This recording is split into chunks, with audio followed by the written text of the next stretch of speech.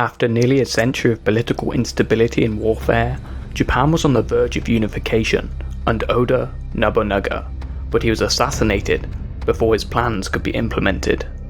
Power would eventually be consolidated by Tokugawa Ieyasu, who became the shogun, who established the Tokugawa Shogunate.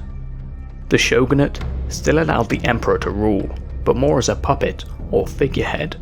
The shogun held the true power. The shogunate was very strict relating to foreigners and trade, and banned the practice of Christianity. These procedures were very different compared to previous shogunates. The only exception to these rules was the Dutch, who were granted special permission to trade. All this changed in 1853 with the arrival of the American Commodore Matthew Perry, whose arrival was accompanied by large gunboats. He offered the shogunate an ultimatum to either open up the country for trade or prepare for war. Japan at this point was facing economic problems, social tensions, famine in the countryside, and tumultuous politics. In the end, Japan was forced to end its isolationist foreign policy and agreed to a series of unequal treaties, and was denied the ability to regulate import duties. In 1865, there was a coup that overthrew the shogunate. They restored practical imperial rule to the Empire of Japan under Emperor Meiji, hence the name Meiji Restoration.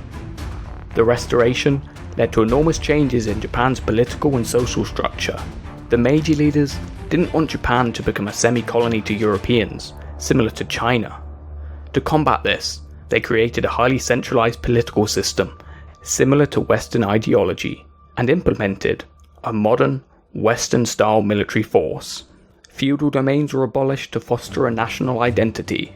Japan rapidly industrialized and adopted Western ideas into its education system and production methods. Japan's military transitioned into the Imperial Japanese Army and Navy, these forces being controlled by the Emperor. The Meiji leaders encapsulated these reforms into two slogans: a rich country, strong army; Japanese spirit, Western technology. The shogunate and the age of samurai was over. The age of Japan's empire was about to begin. The Japanese Empire was founded from the concerns about their Korean neighbours. For thousands of years, Korea had been the gateway for the spread of Chinese culture into Japan.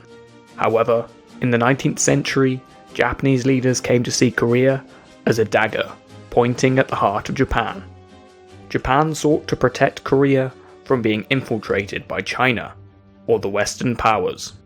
This rivalry with China grew and resulted in pro-Chinese and pro-Japanese factions in the Korean court, ultimately resulting in war. At the start of the war, China was expected to win, as they commanded both a significantly large army and navy. However, the Meiji government had invested in small, fast, modern warships. Their navy and army became well organized, trained, and equipped. Japan was able to win battle after battle on land and sea. A treaty ended the war after 9 months, giving Japan war reparations and territorial acquisitions. From the war, they gained Taiwan and the Liaodong Peninsula, and China was forced to recognize the independence of Korea. Japan's victory, however, was cut short when Russia, Germany, and France forced them to surrender the Liaodong Peninsula, which was then leased to Russia, along with the strategic port of Arthur. Russia's intention was to harness the warm waters of the port, and to construct a railroad to another which was still under construction. Japan resented this intervention, as imperialist powers continued to carve out spheres of influence in China. At the turn of the century, the Boxer Rebellion broke out in China. Japan, and many other Western powers, sent troops to protect their interests in an 8-nation alliance. When the rebellion ended, Russia's troops remained, and more troops were sent to the region around Manchuria without any explanation. In 1902, Japan signed an alliance with Britain, who regularly clashed with Russia. In 1904, when Russia still refused to withdraw its troops, Japan declared war. Russia had a much larger population, a stronger military, and virtually unlimited resources. Many Westerners and Europeans saw Japan's victory over China as an achievement, but many speculated that they would lose this war. Why? Because Russia was European and a very large empire. Victory over a lesser nation was expected, and Europeans didn't lose to nations they saw as lesser. Well, unless you're Italy.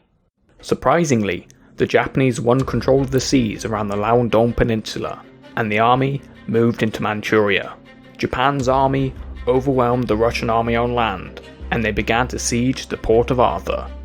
Japanese soldiers were much more motivated, robust, were trained by Europeans, and determined to prove they were equals. There was also a vast area between European Russia and Asian Russia, and their unfinished railroad caused a few logistical issues. While their troops moved across Siberia, their Baltic fleet departed. However, the fleet accidentally fired on British fishing boats that they mistook for enemy torpedo boats, and nearly sparked a war with Britain. The Russian fleet had to sail halfway around the world, from the Baltic Sea to the Pacific, and around the Cape of Good Hope. The fleet navigated the seas for 7 months. The crews weren't well trained. The fleet was not equipped to deal with the hot weather. Some crew even brought exotic pets from the ports of the African coast. Russia's army eventually arrived to meet the Japanese, who by now had taken Port Arthur. The two sides met at the Battle of Mukden. After 2 weeks of harsh fighting, pressure from the flanks forced both lines of the Russian defense to retreat and ultimately withdraw. Russia's Baltic fleet eventually arrived to contest the Japanese forces, but the fleet was virtually annihilated, losing 8 battleships, numerous small vessels, and more than 5,000 men, whilst the Japanese lost 3 torpedo boats and 116 men. Russia was not ready for a continued war, and both sides agreed to evacuate Manchuria and return it to China, while the Liaodong Peninsula was transferred to Japan. Victory in the Russo-Japanese War made Japan an international power. During World War I, the Japanese joined the side of the Entente powers. Japan secured the seas in the West Pacific and Indian Oceans against the Imperial German Navy, and successfully captured Germany's Micronesian territories. Following the end of the war, Japan was invited to the Treaty of Versailles and joined the League of Nations, a post-war mega-alliance, to maintain peace. Soon after, the Japanese economy experienced difficulties, including major earthquakes and a military that was gaining power and influence in politics. The Japanese Empire controlled the South Manchurian Railway. In September 1931, the Japanese claimed that the Chinese had sabotaged a part of their railway and used it as a pretext for invasion. The Japanese army conquered Manchuria and installed a puppet government. China appealed directly to the League of Nations for support. The League sent officials to Manchuria, but the journey was long and it was an entire year before the League was able to publish a report for the situation. They declared that Japan was in the wrong, and in response, Japan withdrew. However, in 1937, the Marco Polo Bridge incident occurred, where Japanese and Chinese troops exchanged fire, and the Japanese Prime Minister declared an invasion. Japan's argument was still one of self-defense, and argued that it was necessary to protect itself from China. During the invasion, the Imperial Japanese troops committed multiple atrocities and violations against the residents of Nanjing over a period of 6 weeks. When Japan left the League of Nations, they became a partner of the Tripartite Pact. In 1941, the US began an oil embargo against Japan. Japan, being an archipelago, had limited resources. They could not compete with the US in a productive war, but the Japanese felt their superior warrior spirit would overcome anyone who stood in their way. So in December 1941, they launched an attack on Pearl Harbor, which saw 4,000 American casualties, and capitulated the United States into the war. Japanese forces continued their onslaught into Southeast Asia and the European colonies. They successfully seized Malaya, Hong Kong and Singapore from the British, and by 1942 laid claim to much of Southeast Asia. They enlisted natives to rule these territories with puppet governments. However, with the rapid expansion, it was clear the empire was getting too big. The US implemented a strategy of island hopping to capture back territory and won major naval battles, one of the most important being Midway.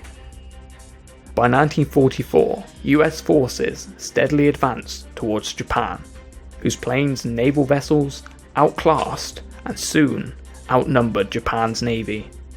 In response to the US advances, the Japanese instructed kamikaze pilots to deliberately crash into enemy targets. They were designed to destroy warships as effectively as possible. The Japanese surrendered after atom bombs were dropped on Hiroshima and Nagasaki, but they also feared the consequences as the Soviet Union also declared war on them. Thus, they surrendered to the US, being the lesser of two evils. The Americans allowed the emperor to remain as a figurehead upon the signing of a new constitution. The United States also funded a period of restoration to boost the Japanese economy. The Japanese Empire was short-lived, spanning only 50 years from its first territorial acquisitions in 1895 to its unconditional surrender in 1945. At its height, the empire spread across North and Southeast Asia. After the atomic bombs were released, a sense of pacifism was created. The legacy of Japan's past imperial ambitions runs deep in Japan, China, Korea, and other parts of the world, and should not be forgotten. The Japanese government and many of its people relinquished the idea of a strong military and pursued the goals of a rich country. Thank you for watching, and I hope you enjoyed this episode.